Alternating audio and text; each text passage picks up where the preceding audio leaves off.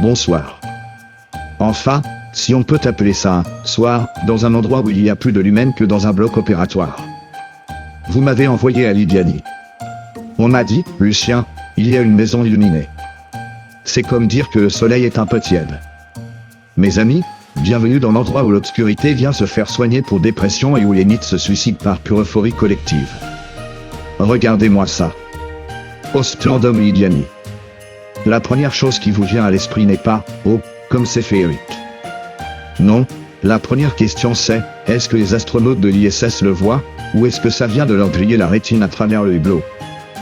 C'est l'équivalent esthétique de prendre 5 tonnes de néon, de la barbe à papa et les rêves d'un enfant de 5 ans sous caféine, de mettre tout ça dans un mixeur et de le faire exploser à la dynamite contre une façade. C'est fascinant. C'est un diabète visuel. On regarde ça et on sent instantanément son taux de glycémie monter et son bon goût s'évaporer. Et la technique ? Des milliers, que dis-je, des millions de petites loupiottes. J'ai une théorie, le propriétaire n'a pas un contrat avec EDF, mais un pacte avec un démon de l'électricité. Au moment où Lidiani s'allume, les micro-ondes des 3 villages voisins explosent et les feux rouges de Pardubice s'éteignent par manque de jus. Imaginez le compteur électrique. Il ne tourne pas. Il lévite. Il vibre dans une autre dimension. Le bruit que vous entendez en fond, ce ne sont pas des chants de Noël, c'est juste le hurlement des turbines de la centrale nucléaire de Temna qui essaie désespérément de maintenir cette maison en vie. Mais pourquoi ?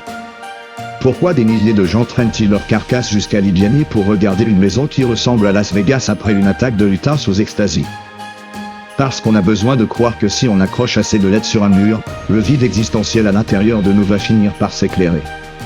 C'est une hallucination collective fascinante.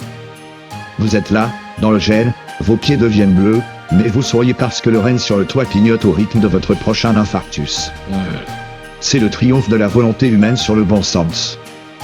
C'est la preuve qu'on peut créer un trou noir dans un petit village tchèque, un trou noir qui n'aspire pas la matière, mais votre capacité à juger ce qui est raisonnable.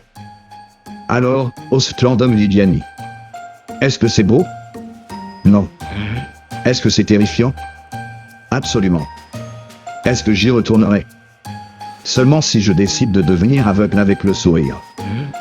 Allez-y, profitez en tant que c'est encore là, et avant que le propriétaire ne déclare une faillite personnelle majeure à cause de l'achat de rallonges électriques. Et surtout, gardez vos lunettes de soleil. Le cerveau humain n'est pas conçu pour supporter autant de joie par pixel.